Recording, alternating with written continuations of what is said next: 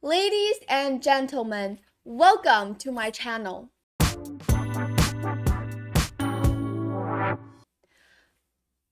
The 2024 FIDE World Chess Championship has just ended. It's finally ended, and guess what? The champion is now the 18-year-old chess prodigy Gukesh Damaraju. He is the new world champion, and I'm pretty sure India is still in full celebration mode. And honestly, they should be, because this is making history. It's a huge moment and well deserved. But we have to move on, and moving forward, I'm getting back to my regular videos, content. Before, I was all making videos about recaps of these championship games. And now today we're breaking down some of the games from a very recent tournament and sharing some fun stories from the chess world. Now this tournament is the 2024 Championships Chess Tour Finals. And first of all, I'm going to introduce the tournament briefly. The 8 Championship Chess Tour finalists compete to decide who will be the tour's champion. And here are the 8 players. 8 players will compete in the CCT finals. Players have qualified by winning any of the online events of the tour or through the CCT leaderboard. And here we can see that there is none other than Magnus Carlsen, the strongest player in the world, and Alireza Firouzja, Maxime Vachier-Lagrave, Nepomniachtchi, and 4 more players, although they have been eliminated actually from the knockout part. And who will make it? 4 out of the 8 players will qualify for a single elimination knockout to decide the 2024 Champions Chess Tour champion. And now let's see. I think there's nothing else special. The location is it's actually Screen Studios I'm actually not sure how to pronounce this, but it doesn't really matter. And here are the official partners and everything that is not important. Yeah, so this is the tournament and basically what it's all about. And alright, now today let's talk about the main character in this video. A true legend, someone who will always be a champion in our hearts. And of course, you've got it right, it is none other than Magnus Carlsen. He just won another tournament, and at this point, let's just be real. It's not even a surprise to, not even a surprise anymore, because for him, winning any tournament is just really reasonable and not surprising at all. And people are actually now used to him winning, and it's so hard to get super hyped about it. I mean, even Magnus himself is probably cool, another one, and let's just keep going on. It's kind of like the difference between eating after starving for a couple of days and just eating your regular meals. Yeah, something like that. But seriously, this guy's just so unreal. He's barely been putting in any serious training for a period of time, but still, he is still performing at this insane level, and he is just way too strong. That's just crazy, and legends are legends for a reason, right? Alright, now today let's jump into the game played by Magnus Carlsen. Actually, there are 3 games that I'm going to share with you guys. Now, before we take a look at the games, first of all, I'm going to share to you guys the result. Actually, there are many stages. You can see there's the round robin stage, and then the survival stage, and then the semifinals and finals. And the 2 players who have reached into the final are Magnus Carlsen and Nepomniachtchi. Now, actually, this is a bit of a fun scene because these 2 players have been playing against each other in one of the World Chess Championship as well, which ended in Magnus winning and saving the title actually. And now these 2 players are facing against each other again, and let's see how it went. Well, actually, you guys can already see the score here, but the games are kind of interesting as well. Let's jump into this first game, the first round of the finals, and Magnus with the white pieces starts with d4, and then Nepo reply with knight f6, c4, e6, knight f3. And also, just to be clear that this tournament, the time control is, so it's rapid chess, and it's 10 minutes plus 2 seconds each move increment. It's actually pretty fast, just a 2-second increment, so things are kind of going pretty fast as well. D5, knight c3, c5, takes. This is actually not a big surprise to us. Queen takes d4, takes, and bishop g5, pinning the knight. Well, actually here, bishop g5 is a possible option, but if you have dig deeper or have analyzed this position or this opening before, you might know that the best move here is to go e4 for white. Now after d takes e4, queen takes, king takes, now there's knight g5 attacking the f7 pawn as well as attacking the e4 pawn, and white is able to get back one of the pawns. Probably black can defend the f7 pawn with bishop e6, and now you have to be sure that not to take on e4 because it's not good. And after here, there's bishop b4 check, and you'll have to go back probably, because if you go bishop d2, then after knight c6, black is developing really fast. Even though the king is uncastled, but without the queens, this position is completely fine for black, and black is much faster in development, as we can see here. So this is not an ideal position for white to play, and here it's better for white to go knight takes e6, and after f takes e6 to go bishop g5, pinning this knight, threatening knight e4, as well as long castle with check.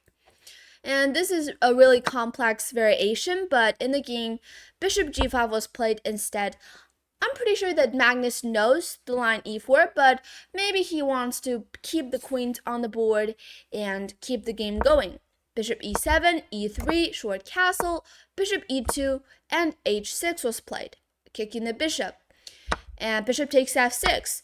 Well, actually here, there are basically just three options. Bishop takes, bishop f4, or bishop h4. Both are, like, all of these moves are okay, but bishop f6 is the best move here.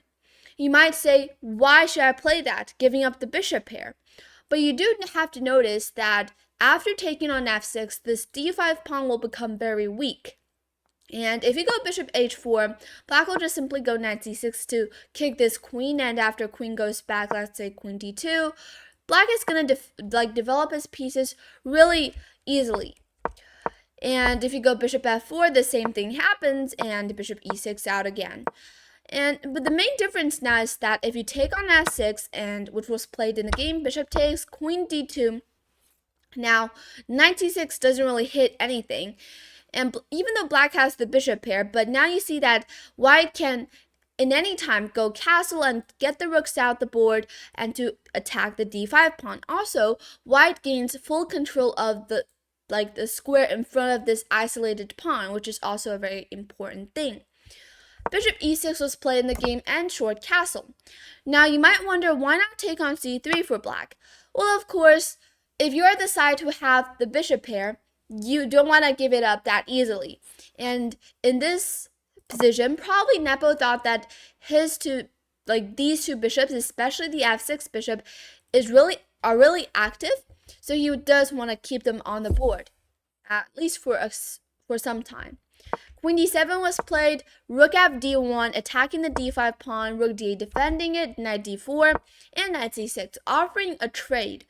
Now you have to decide what to play here. You can either take on e6 or take on c6, or you can just ignore it and play something like bishop b5. In the game, knight takes e6 was played, which is the best option. Taking on c6 is not ideal because after b takes c6, black will be able to defend this d5 pawn, and the position is just completely black doesn't have any weaknesses anymore and just have this really strong bishop pair. And ignoring this will just lead to, for example, if you go bishop b5, black will just take on d4, and after e takes d4, a6, again, you see that this d5 pawn is now well defended because the d file is blocked, and probably this is going to end in a draw or something like this. Knight e6 is the best move here, and after f takes e6, kind of damaging black's pawn structure, and now knight e4 was played. A very tricky move because you cannot take since you'll lose material. And also worth noting is that you cannot take here with the queen because you'll lose the d5 pawn. So everything is forced here, and after f takes e6, knight e4, very tricky, and after queen e7, knight takes f6, queen takes f6, trading off into like closer to an endgame where it is a bishop versus a knight, and material is equal basically. Rook ac1, rook ac8, and everything is really normal here. h3, a6, and if no accidents happens or like nothing strange happened here, this is likely gonna end in a draw. But after a few moves, this is all fine, and basically white is trying to put some pressure on the e6 and d5 pawns. Basically for black is trying to like reroute this knight to either c4 or e4, but it's not that easy because the queen here is controlling all of the squares, all of the important squares. And for black doesn't really want to take on d4 because after here, this will become a huge weakness. So yeah, it's probably slightly better for white or more comfortable for white to play in this position, and let's see how the game proceeded. 95 played, and of course you want to keep the bishop, and you play bishop e2. 97, Nepo is trying to repeat the position, but Magnus said, I'm not going to do that. I'm not going to make a draw. I am going for the win because I know I am in a position where I will likely not lose. At least it's going to be a positive result for me. Queen d2, 95, b5. Here, white can also try to go f4 to attack the knight, but the knight can just go back to knight f7 and reroute it to e4. Even though f4 is the best option here, but in human eyes, creating a huge weakness on e4 is probably not something that you really want to do. In the game, b5 was played a kind of small inaccuracy, but sometimes if you want to create some winning possibilities in a position where it's likely going to end in a draw, you might want to play some tricky moves, or you might want to like play these kinds of moves that might be a little bit risky but worth it. b5, and after a takes b5, this is a small mistake. Here, Nepo would have made a very easy draw if he had played bishop c4, knight c4, and after bishop takes, d takes, and if you take rook c4, there is actually this excellent move. And can you guys spot this move? It's actually really really excellent move. The move here is actually to go queen f2, and after here king takes, everything is going to be swapped off, and this is just a drawn endgame. And if you take with the queen in that position, I'm going to quickly show it to you guys. Here, and if you take with the queen here, and there's actually rook d1, and you go here, rook c4, 2 rooks versus a queen. This is not bad for black, and I think it is gonna likely end in a draw. But Nepo, instead of playing knight c4, played a takes b5, which is giving white some chances. After bishop takes b5, now the bishop is activated. Knight c4, but the move order is kind of mixed, even though here it is still a draw. And after d takes c4, rook takes c4, but still queen f2 is possible here. But this move is just like so unreal, and it just doesn't come to your mind at first. It doesn't come to your mind. And then in the game, Nepo didn't see queen f2. I'm sure if it's in a classical game, he would have definitely see queen f2, but instead he played rook a8, missing the chance to draw the game easily, and now it's a total disaster. But however, in the game, instead of playing all the best responses, Magnus also missed the opportunity, and it's still a draw. In the game, he played rook a4, but he should have just moved the queen away, for example, to anywhere. And it should be a game on, because white's pieces like the rook and the queen are much more active than black's pieces. And I think black's king is slightly worse because the pawns in front of him are all kind of like pushed upward, and there are some weaknesses. But however, let's see what happened in the game. Everything is going really normal here. King f7, well played. Rook d7, king f6, takes. Material is equal. Not equal, but I mean, white is up a pawn, but this is still a very easy draw. Of course, Magnus does want to create some, does want to try to, to keep on playing because he is up a pawn, so there's no reason for him to offer a draw. or agree to a draw. In the game, g5 was played by Nepo, but what he should have done is actually just to go g6 to keep the pawns close to the king, and it should be very easy, like just go g6, h5, and it's just a draw. But he played g5, which is actually creating some weaknesses. Sometimes if you push the pawn way too up the board, it's not a good thing. g4, but I mean, this is all like about endgame skill, so I can't really do any comments about that. Rook a4 is the start of disaster. Now, for black just needs to go back and forth with the king, but in the game, rook a2 was played, and this just allows white to go h4, and I think Nepo just completely missed h4, because if you go king g6 here, and h4 kind of doesn't work, because after here, and if you go, for example, like, I don't know, you cannot go king h3 because there's this rook h1 check. That is the main difference. But in the game, Nepo just completely missed it, and allowing rook h5 as well. If black doesn't do anything here, probably white will be pushing h5 on the next move. And in the game, everything was going really bad for Nepo. He is getting worse and worse, and immediately he lost this endgame where it should have been a very easy draw.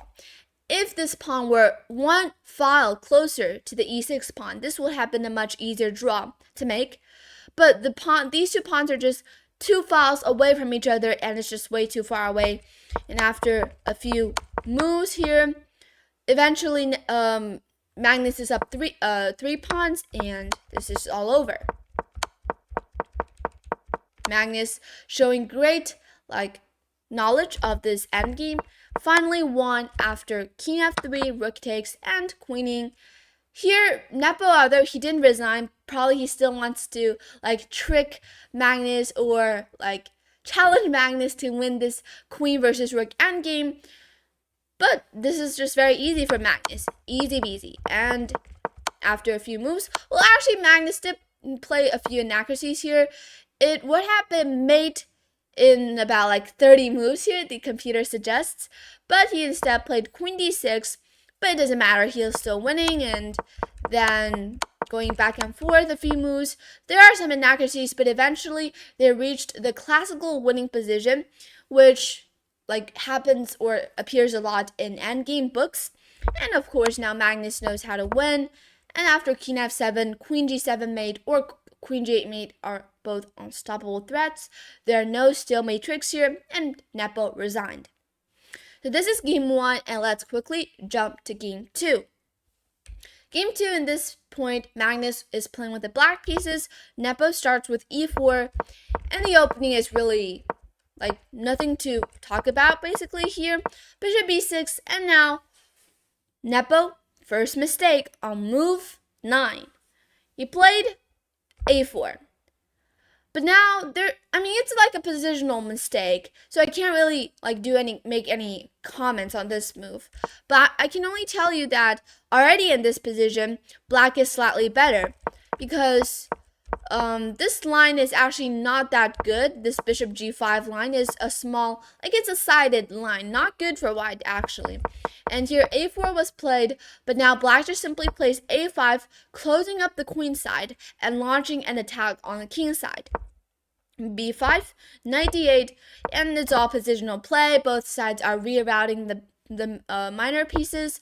Knight f4, getting the knight to a better place. g5 is coming at any point.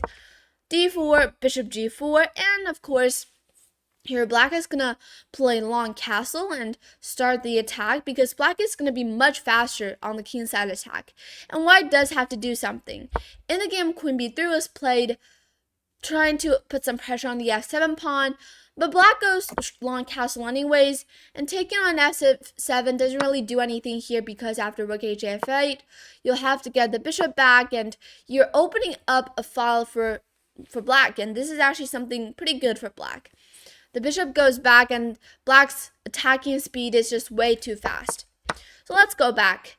In the game, rook e1 was played, and everything was kind of normal here.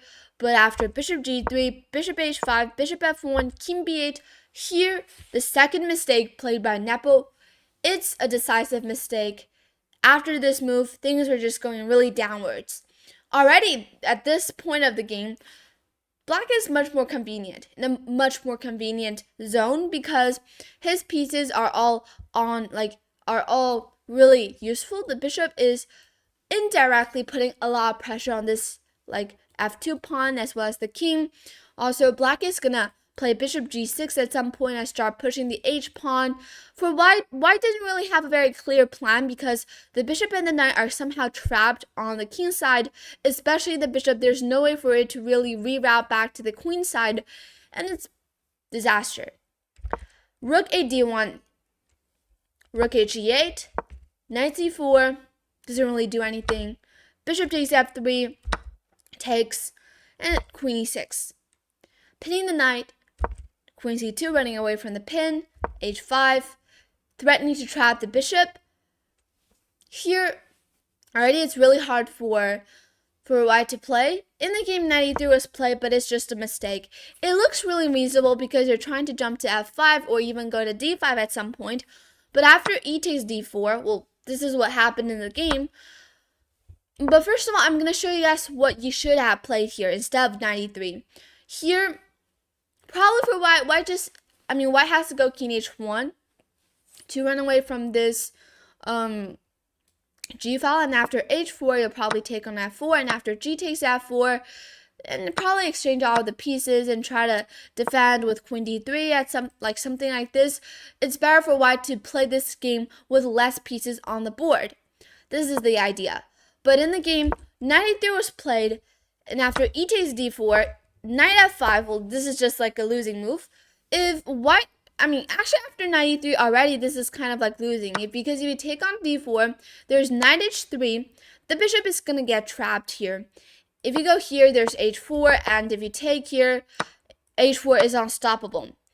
This is what Nepo missed. He played knight f5 here, but well, actually this is not the best way to win. For black just needs to go d3 here, opening up this diagonal. If you take on d3, there is knight takes, and after queen takes, h4 trapping the bishop. d3 is a better way to win, a more beautiful way to win this win this game.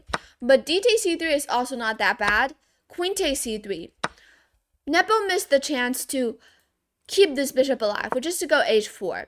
But h4 still, it's really worse for white.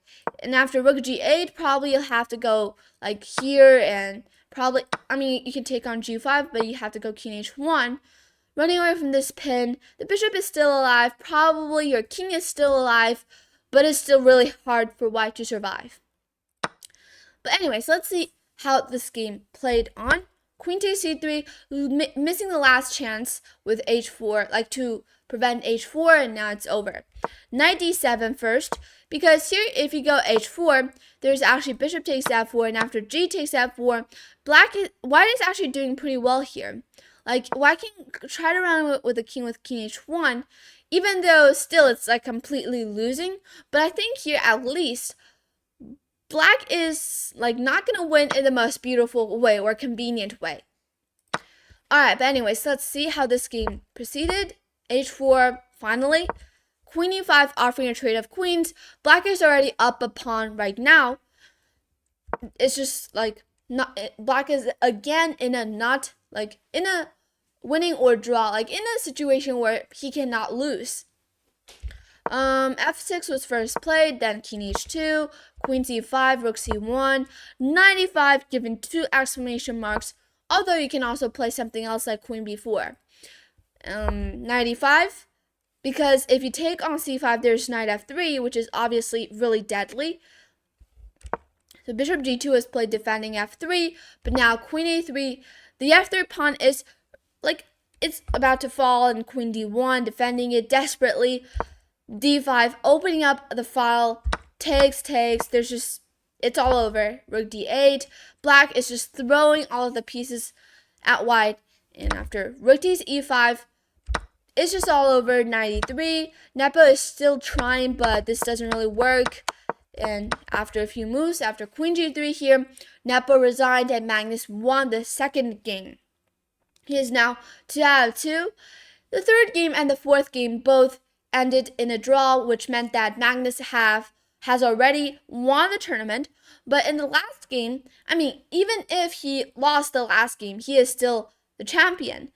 But he decided to play the last game, and of course he will. And let's see how he performed in this game. With the white pieces, played d4 again, e6.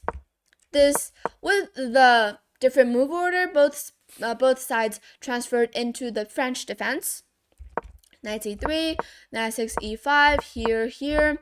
This is all theory, basically. a5. This is all fine, and actually, here Nepo made the first mistake. As you can see in these 3 games, Nepo is always the first to make the first mistake, and Magnus is always able to find the best responses. In the game, he played short castle. Nepo played short castle, but what he should have done is actually, first of all, to try to develop the pieces with queen a5, b5 to get the bishop out, even maybe long castle ideas, because you see that h4 has been already played by white. This meant that Magnus is going to create a lot of counterplay on the king side, and for black, going short castle is just an excellent option for white. It's just in white's favor, because white is now not going to play short castle anymore. Maybe just keep the king in the center and launch an pawn attack on the king side. This is now white's plan. And here, Magnus played knight f4 first. He is now starting to maneuver his pieces. This knight can be really flexible here on f4. It can go to many places, even create some tactics. In the game, queen b3 was played, and queen c1. C takes d4, c takes d4, knight a5, and bishop d3. Here, Nepo played another mistake, and this is like the losing move. You see that already, white is putting all of the pieces, they're all aiming at they're all looking directly at the king side, especially these 2 bishops. This knight is also really deadly. Here, Nepo, what he should have done is actually to try to develop the pieces, maybe go knight c4 to trade off a few minor pieces, or go rook d8 here, trying to get the knights or the bishops back to, defend the king side. But he did none of these things, and he played this really bad move, h6, and I think after h6, it's basically just all over. There are many ways here for white to increase the advantage, but Magnus, again, found the best reply. He played... Actually, I'm going to ask you guys, what will you play here? What is your winning plan? How will you get all of the pieces, or 90%, 95% of the pieces to get to the attack? What I meant by 95% is that it's actually kind of hard for you to get this rook to the king side. Just almost all of your pieces. How will you place them? How will you place them at the right places to win this game? And the idea is simple: to go rook h3, which was played in the game, trying to go rook g3, pinning, to stare at the king. And it's actually really hard for black to make a great reply here. Probably the best reply is to go f5 here, trying to block some diagonals. But you can just go back, and rook g3 is coming. e6 pawn is really weak. It's still really bad for black. But instead, knight c4 was played. But after bishop c2, queen b5 back, knight h5, you see it's just completely disastrous position. Bishop h6 is also coming, and after knight takes e3, but after queen e3, f5 doesn't really work. Rook g3, attacking the g7 pawn, rook f7, queen takes h6, bishop f8, and the final move, queen g6, and here Nepo resigned. This meant that Magnus is now 5 out of 4, finishing this tournament off in a beautiful way, and he is the champion of this year's Champion Chess Tour final. These 3 games are actually really Magnus played many best moves. Nepo always made he is always the first to make the mistakes in these 3 games, and Magnus responded really well. Alright, so if you guys enjoyed this recap, I made 3 small quick recaps of these 3 games. Hope you guys enjoyed it as well as this video, and thank you for watching. Please subscribe. I'll see you in the next video. Bye!